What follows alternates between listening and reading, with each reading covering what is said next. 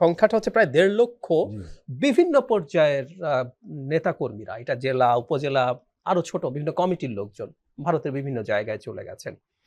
মানে দুটো ব্যাপার একটু মাথায় রাখতে হবে। শেখ হাসিনা তো চাইবেন যে তার একটা পর্যায়ের সব লোকজন দেশে ফেরত যাক, কারণ তার কৌশলটা আমরা দীর্ঘদিন থেকে জানি। তিনি চান তিনি, তার পরিবার, তাদের টপ লিডাররা বিভিন্ন জায়গায় শান্তিতে থাকবেন। যারা অতটা শক্তিশালী না তারা দেশে যাবে। দেশে গিয়ে তিনি মাঝে মাঝে ফোনে কথা বলবেন, ওটা করো, ওটা করো, একটা মিছিল করো। যেমন আগে মিছিল করলে একটা ঘটনা ছিল, যখনই সব পুলিশ গ্রেফতার করুক বা অন্য কোনো দল তাদেরকে বাধা দিক, তিনি এটা গ্লোবালি সেল করতে পারতেন যে আমরা তো নিষিদ্ধ দল না, আমাদের কেন এটা করা হচ্ছে। সাম্প্রতিক সময়ে নিষিদ্ধ করা হয়েছে, কিন্তু নিষিদ্ধ করা হলেও পুলিশ যখন আওয়ামী লীগকে কর্মসূচি পালন করতে দেবে না, গ্লোবালি এই আলোচনাটা তারা করতে পারবে, কারণ এই নিষিদ্ধতার বিপক্ষেই আসলে পশ্চিমা বিশ্ব ছিল এবং জাতিসংঘ ছিল। আপনার এখানে আমি বারবার বলেছি জাতিসংঘকে আমি গুরুত্ব দিতে চাই, কারণ জাতিসংঘ শেখ হাসিনা এবং তার দলকে, মানে তাদের মানবাধিকার কমিশন যেটা করেছে প্রতিবেদন, সেখানে কিন্তু এই লাইনটা ছিল, তারা শেখ হাসিনাকে ডুবিয়ে দিয়েছে, তার দলকে ডুবিয়ে দিয়েছে, কিন্তু সেই জাতিসংঘ মানবাধিকার হাই কমিশনও চেয়েছে আওয়ামী লীগ নিষিদ্ধ না হোক। That's very interesting.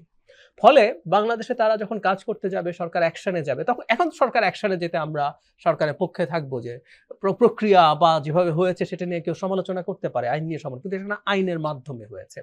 তো উনি চান এরা যাক, দেশে গিয়ে এরকম নানান রকম নাশকতা করার চেষ্টা করুক। সামনে নির্বাচন আছে, তারা চেষ্টা করবে বাংলাদেশে নির্বাচনে কোনো ধরনের, তারা তো তাদের মার্কা নিয়ে আসতে পারছে না, তারা কোনো না কোনো ধরনের নাশকতা বা ডিসরাপশন করবে। শেখ হাসিনা তাতে লাভ আছে, উনি তো সেফ আছেন, অন্যরা যা বিপদে পড়ার পড়ুক।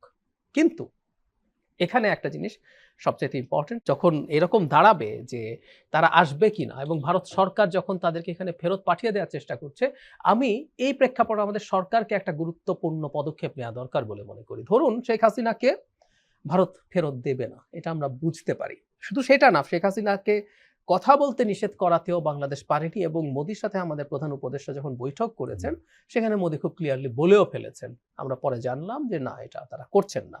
আচ্ছা ঠিক আছে, শেখ হাসিনাকে তারপর চাপ দিতে হবে, কিন্তু আরো বেশ কিছু সিগনিফিকেন্ট নেতা তো রয়েছে যারা এই আইসিটিতে শেখ হাসিনার সাথে আসামি আছে।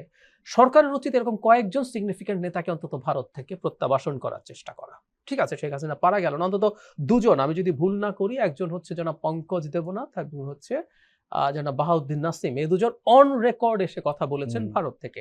আরো অনেকেই আছে, এটা তথ্য পাওয়া যায়, তারা বারবার কথা বলছে। সুতরাং ভারত থেকে এই মাপের কয়েকজন নেতাকে আসলে সরকার নিয়ে আসার চেষ্টা করা দরকার। ভারত সরকার যদি মনে করে যে বাংলাদেশের সাথে তারা একটা ওয়ার্কিং রিলেশন চায়, তারা শেখ হাসিনাকে দিল না, কিন্তু এরকম কিছু নেতাকে বাংলাদেশে ডিপোর্ট করুক। কিন্তু মজার ঘটনা ঘটেছে কোনটা, যে ভারতে আশ্রয়ে রয়েছেন তাদেরকে দেশে ফেরার জন্য শেখ হাসিনা বলছেন, তার ছেলে ইতিমধ্যে আবার আমেরিকার নাগরিকত্ব নিয়ে।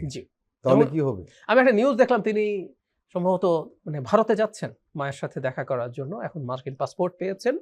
মানে কেউ কেউ এটাকে একটা সিগনিফিক্যান্ট মুভ হিসাবে দেখতে চায়, যে ব্যাপারটা এই রকম যে তিনি আসলে এখন আশাহত হয়ে শেষ পর্যন্ত মার্কিন পাসপোর্ট নিচ্ছেন। আবার আওয়ামী লীগের দিক থেকে ব্যাখ্যা করা হয়েছে তার বাংলাদেশি পাসপোর্ট যেহেতু বাতিল করা হয়েছে, তার পক্ষে তার মুভ করা যাচ্ছে না, যে আমি ধারণা করি তার মায়ের সাথে দেখা করবেন, সেই কারণে ওইটা করছেন।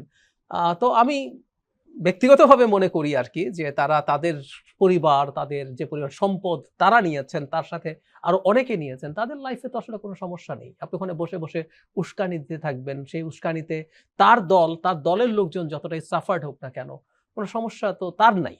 অথচ আমি খুবই দুঃখজনকভাবে দেখছি, আমি প্রায় একটা কথা বলতাম যে আমরা বাংলাদেশের ইতিহাসের সাথে তো আওয়ামী লীগ দলটার এক্সিস্টেন্স আছে, এটা আওয়ামী লীগ পতনের আগেও বলতাম। শেখ হাসিনার পতনের আগে কিন্তু আওয়ামী লীগের ৭৫ বছর পূর্তি হচ্ছিল, তখন আমি এই কথাটা, আমাকে একদিন একটা শোতে জিজ্ঞেস করা হয়েছে, তখন আমি বলেছি আমার খারাপ লাগে বাংলাদেশের এত প্রাচীন একটা দল, যে দলটা আমাদের গণতান্ত্রিক লড়াই সংগ্রাম এবং মুক্তিযুদ্ধের ইতিহাসের সাথে ওতপ্রোতভাবে জড়িত, সেই দলটা ধ্বংস হয়ে গিয়ে এটা রাজনৈতিক দল নাই, ওটা একটা মাফিয়া নেক্সাসে পরিণত হয়েছে।